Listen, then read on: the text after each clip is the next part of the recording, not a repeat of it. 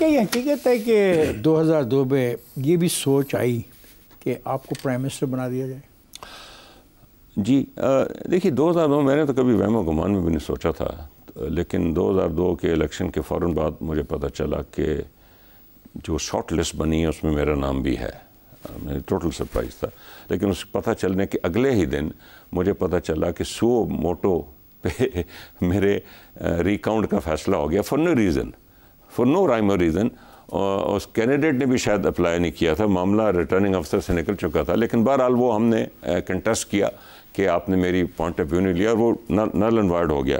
لیکن پھر سستیں شروع ہوتی ہیں نا جی، کیونکہ اب یہ اس کا نام تو آ گیا، اس کو روکا کیسے جائے.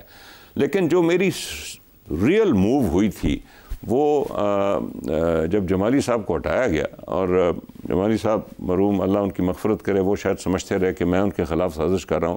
خدا جانتا ہے جی کہ میں نے کسی قسم کی کوئی سازش نہیں کی تھی. مجھے خود بلا کے کہا گیا تھا. کس نے بلایا آپ کو؟ پریزیڈنٹ مشرف نے 1 on 1 بلایا تھا، 2003 میں بلایا تھا کہ جی میں یہ ہے وہ ہے، اور تو میں آپ میرے ون آف دا کینڈیڈیٹس ہیں. اوکے، لیکن 1 سال بعد میں اوتھ لینے کے لیے انتظار کر رہا ہوں اور کینڈیڈیٹ کوئی اور آگے آ گیا. یہ تو چیز چلتی ہے پھر پاکستان کی چلتی ہے، آپ کے موجودگی میں چل رہی تھی نا. جی. تو کیا سٹوری کیا ہے؟ Musharraf inviting you after Zafarullah Jamali for the premiership of Pakistan. جی جی. اور پھر آپ کو ڈراپ کر دیا گیا؟ جی لاسٹ مومنٹ پہ، like couple of hours before. جی ہاں، اس کی میری نظر میں ماضی پہ بہت زیادہ گفتگو نہیں کرنا چاہتا. ماضی کو جانے بغیر نہ ہم حال میں رہ سکتے ہیں نہ ہم آگے جا سکتے ہیں. یو آر اسپاٹ آن، آپ سے میں متفق ہوں.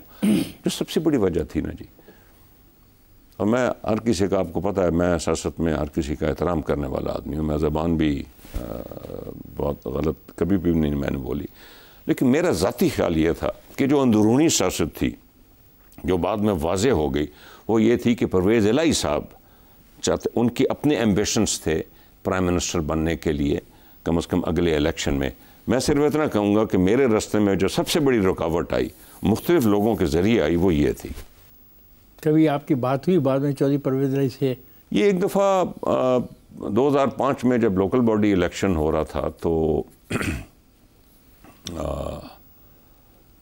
تو پھر ہمارا کسی چیز پہ جھگڑا ہو گیا، اور بات آخر میں پہنچ گئی کہ پریزیڈنٹ مشرف کے دفتر میں میں تھا، دونوں چودھری شجاعت اور پرویز، مرحوم طارق عزیز، مرحوم حامد جاوید اور پریزیڈنٹ صاحب خود. تو چودھری صاحب نے میری تعریفوں کے انبار لگا دیے اور میں نے ان کی تعریفوں کے انبار، جو کہ صحیح تھے. انہوں نے کہا جی ہمارے فیملی ٹائز بالکل ہیں، ہماری گھر کی خواتین کے ٹائز ہیں، ہمارے گھروں کے بچوں کے ٹائز ہیں، ایک ہی شہر میں رہے. تو پریزیڈنٹ صاحب جو کہ فوجی تھے، انہوں نے کہا دین واٹس دا پرابلم. تو میں نے ان کو کہا کہ پریزیڈنٹ صاحب میں آپ کے پاس کبھی آیا کہ مجھے پرائم منسٹر بنایا؟ انہوں نے کہا نہیں. میں نے کہا جی طارق عزیز صاحب تشریف رکھتے ہیں، میں ان کے پاس کبھی گیا. حامد جاوید صاحب میں نے کہا نہیں گیا. میں نے کہا آپ نے مجھے چنا، میرے چودھری سے پرویز الہی سے کوئی تعلقات. ایشو یہ ہے کہ چودھری پرویز الہی خود، میں نے سب کے سامنے کہا، اور پرویز الہی صاحب کہ وہ خود ایک کینڈیڈیٹ ہیں. آج آپ مجھے کہہ دیں کہ ہمایوں وہ چلو وہ تو 2004 تھا، اب تو میرے کینڈیڈیٹ نہیں، تو ہمارا جھگڑا ختم ہو جائے گا. ہمارا جھگڑا ہی نہیں ہے اس کے علاوہ کچھ.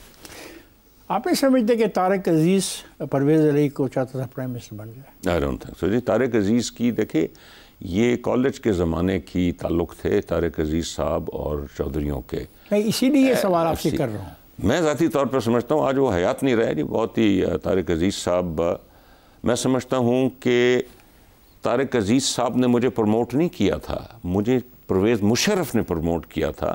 اور طارق عزیز کو یہ ٹاسک دیا گیا تھا کہ چودھریوں کو آن بورڈ لو، جو کہ چودھری 1 سال آن بورڈ رہے اور آخری دن جو ہے وہ آن بورڈ نہیں رہے. اس وجہ سے چودھریوں کے تعلقات، طارق عزیز کے تعلقات چودھریوں سے خراب ہو گئے، ٹو دی ایکسٹینٹ کہ طارق عزیز صاحب مشرف صاحب سے ناراض ہو کے نتھیا گلی بیٹھ گئے جا کے 2-3 ہفتے، اور نتھیا گلی سے ان کو واپس بلایا کہ یہ 2004 کی ان کا آپ ویژن دیکھیے، 2004 کی بات ہے. تو وہ آئے آرمی ہاؤس میں سن روم میں، وہ ان کی ملاقات 1 on 1 ہوئی. مجھے فرسٹ ہینڈ انہوں نے بتایا، اور انہوں نے مشرف صاحب کو جولائی اگست سپٹمبر میں 2004 میں کہا کہ جی میں نہیں چاہتا تھا، میں سمجھتا تھا کہ یہ جو آپ کی ایکسپیریمنٹ ہے جس میں آپ نے پارٹی کی قیادت کسی کو دے دی ہے اور ایگزیکٹو کی قیادت ایک پرائم منسٹر کو دے دی ہے، یہ نان سٹارٹر ہے، آج سے آپ کا ڈکلائن شروع ہو جائے گا۔ میں آپ کے ساتھ متفق ہمایوں کے ساتھ اس لیے تھا کہ آپ کو ایک پولیٹیکو ٹیکنوکریٹ پرائم منسٹر ملتا اور وہ پارٹی بھی شاید سنبھال لیتا۔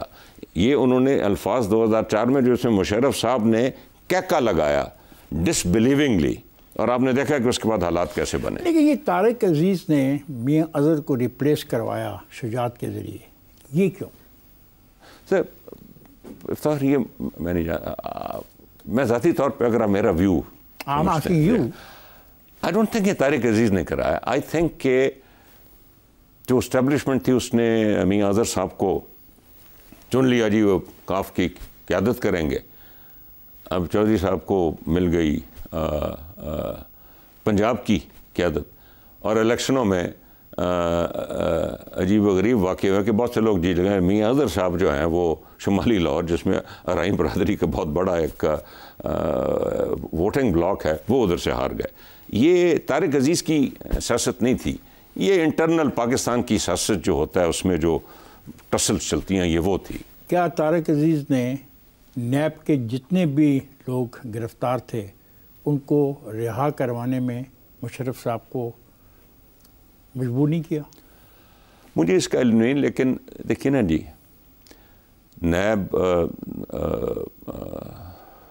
1999 میں بنی نا جی، تو آج تک نیب کو یہی بلیم کیا جاتا ہے نا جی کہ نیب جو ہے پولیٹیکل مقاصد کے لیے استعمال ہوتی ہے، اور اس وقت بھی پولیٹیکل مقاصد کے لیے استعمال ہوئی۔ I don't know to what extent، اور کون ریلیز ہوا کون نہیں ہوا۔ ہمایوں میں بریک پہ جا رہا ہوں، بریک سے واپس آتے ہیں تو گفتگو کے سلسلے کو جاری رکھیں گے۔ خواتین حضرات میں جا رہا ہوں بریک پر، جائیے گا نہیں، ہمارے ساتھ رہیے۔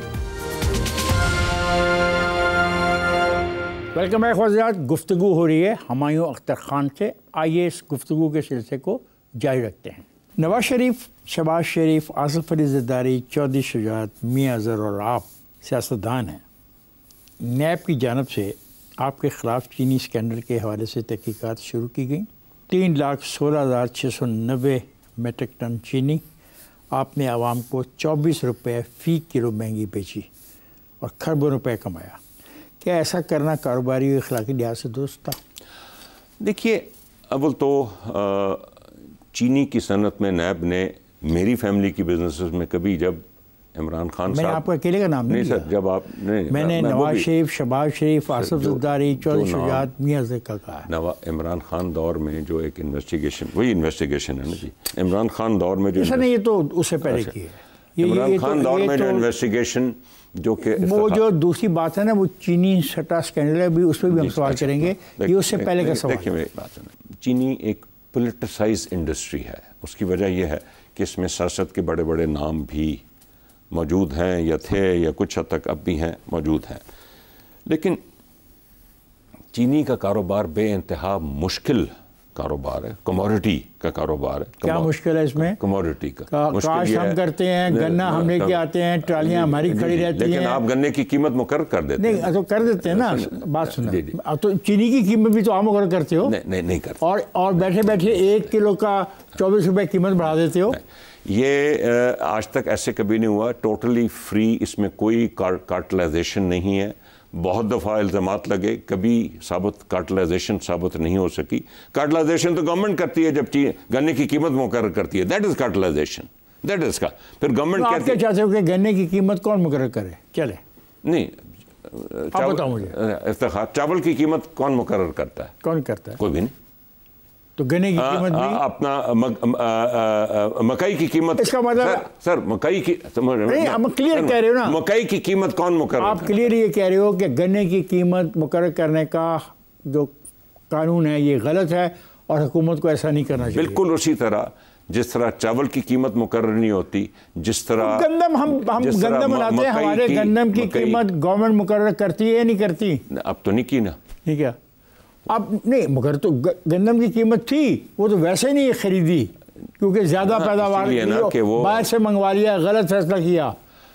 یہ ایک فوڈ سیکیورٹی کو مد نظر رکھتے ہوئے خاص طور پہ گندم کا فیصلہ ایک علیحدہ فیصلہ ہے. سو یہ 24 روپے فی کلو جو قیمت بڑھائی غلط ہے.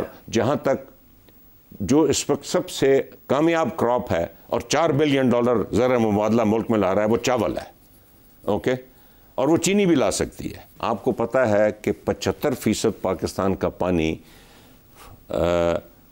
ویٹ اور رائس میں استعمال ہوتا ہے. جی شوگر کین کی ایکریج بہت تھوڑی ہے, مطلب آپ 10 گنا زیادہ ایکریج پہ گندم لگاتے ہیں. یہ پانی تو شاید زیادہ استعمال ہوتا ہو, ایکریج بہت تھوڑی ہے. ہمایوں یہ جو شوگر کا علاقہ بڑھتا گیا, کیا یہ غیر قانونی نہیں تھا؟ یہ طے نہیں تھا کہ کن علاقوں میں گنے کی پیداوار کی اجازت ہوگی اور ان علاقوں کو بڑھاتے گئے because you were in politics? نہیں دیکھیے نا جی, میری یہ تو آپ ساؤتھ کی ملوں کی بات کر سکتے ہیں, سب کی بات نہیں کر دیکھیں نا. سینٹر میں اور صورتحال ہے, کے پی میں میری ادھر بھی مل اس میں اور صورتحال ہے. لیکن میرا کوشچن آپ سمجھ گئے ہیں, آپ میرا کوشچن سمجھ گئے ہیں. جو مین بیلٹ تھی کاٹن کی, فیصل آباد تو مین بیلٹ نہیں تھی تباہ ہوگی نا سر. جو مین بیلٹ, دیکھیں میری بات سنیں,